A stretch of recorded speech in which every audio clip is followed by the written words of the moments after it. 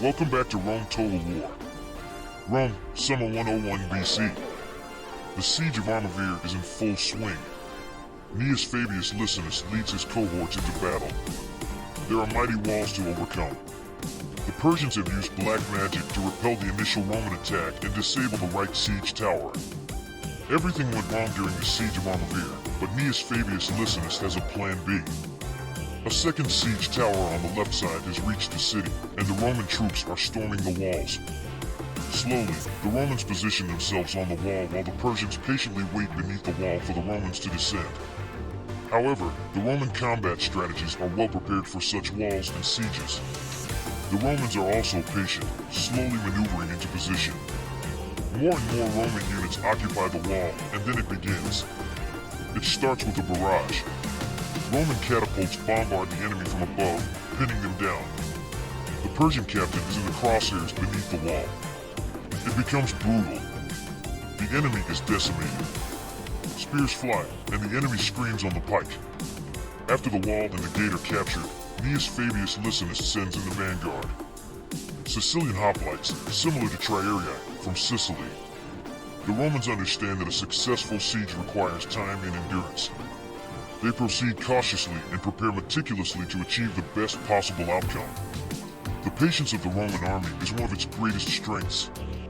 They are not discouraged by setbacks and consistently implement their strategies. The siege of a fortified city is a complex affair. In addition to tactical aspects, logistical considerations play a significant role.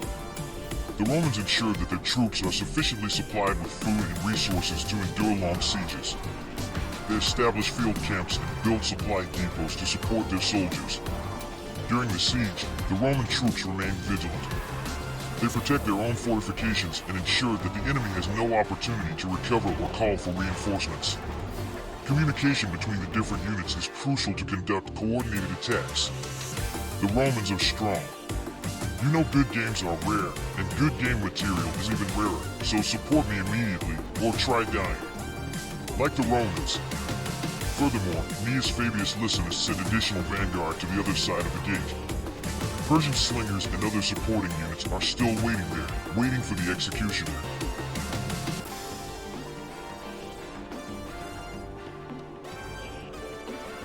Meanwhile, a battle unfolds beneath the wall. The Sicilian vanguard receives support and launches an attack. It gets intense beneath the wall. The Persians form their phalanx in formation. It's about to clash. The Roman and Persian troops intertwine, and the fight begins. The Persian phalanx is strong, but so are the Sicilian allies. Beneath the wall, it gets hot. The sun mercilessly scorches the battlefield as the Roman and Persian troops face each other.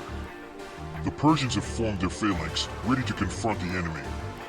Tension fills the air as the two armies advance towards each other. A loud battle cry fills the air as the clash occurs. Roman and Persian warriors engage in a fierce battle. The sound of swords clashing and spears being thrown echoes through the gorge. Men fight for their lives as the battlefield becomes drenched in sweat and blood. The Persian phalanx demonstrates its strength.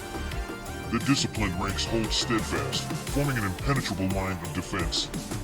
Roman soldiers encounter fierce resistance and must utilize all their skills and experience to push back the Persians. But suddenly, a glimmer of hope appears on the horizon. The Sicilian allies of the Romans step onto the battlefield, fighting bravely. These courageous warriors from Sicily are experienced in the art of war and show no fear in the face of the Persian warriors. The Sicilian allies seize the initiative and launch an attack on the Persian phalanx from the flank. With powerful thrusts of their spears, they break through the formation and sow unrest among the Persians' ranks. The Romans recognize the opportunity and intensify their assaults on the weakened line. A wild and chaotic battle unfolds as Roman and Sicilian warriors fight against the Persians. It's a fight for life and death, where every move can be decisive. The Romans draw new strength from the support of their Sicilian allies and fight with renewed determination. The previously confident Persians come under pressure. Their phalanx starts to falter as more and more Romans and Sicilian warriors infiltrate their ranks. The Roman legionaries exploit this weakness and intensify their attacks. The Persians panic and their formation collapses. Finally, the Roman and Sicilian troops emerge victorious over the Persians. The battle is over, and the battlefield lies in a picture of chaos and destruction. The Persians flee from the battlefield. The phalanx is broken, but another Persian phalanx approaches, accompanied by intense archer fire. Another Persian phalanx. The Roman archers tirelessly shoot at the Persian phalanx.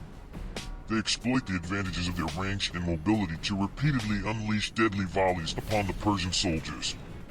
The arrows strike with force into the ranks of the phalanx, weakening their defense and causing confusion and disarray.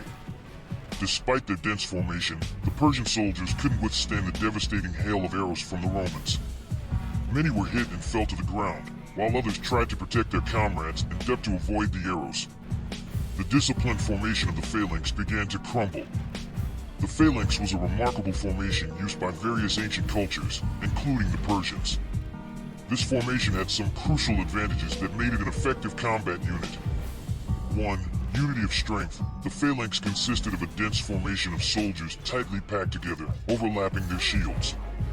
This created a massive wall of protective shields that made it difficult to penetrate the phalanx. The close arrangement of soldiers allowed them to act as a unified front and support each other. 2. Protection against attacks. The shields of the phalanx provided excellent protection against enemy attacks, whether arrows, spears, or swords. By holding their shields closely together, the phalanx could form an almost impenetrable defensive line. This gave the soldiers a sense of security and made it challenging for the enemy to find gaps in the defense. 3. Collective offensive power. The phalanx was not only a defensive formation, but also highly effective in offense. The soldiers could thrust their spears forward, presenting a deadly weapon against enemy troops. Through the coordinated action of the phalanx, they could concentrate their attacks on the enemy and break their formations. 4. Discipline and training. The phalanx required a high level of discipline and training.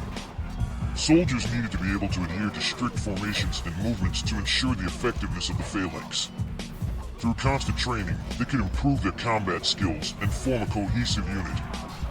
5. Psychological effect. The phalanx also had a strong psychological effect on the enemy. The imposing formation and the unified appearance of the soldiers could evoke fear and uncertainty in the opponent. This psychological advantage could lead to increased morale and a tactical advantage for the phalanx. However, even this Persian fighting force was surrounded and decimated by the Romans. More and more Roman troops rush into the battle. The tide has turned. The Romans are inside the city, and no one is safe anymore. If you liked the video, click the like button and subscribe.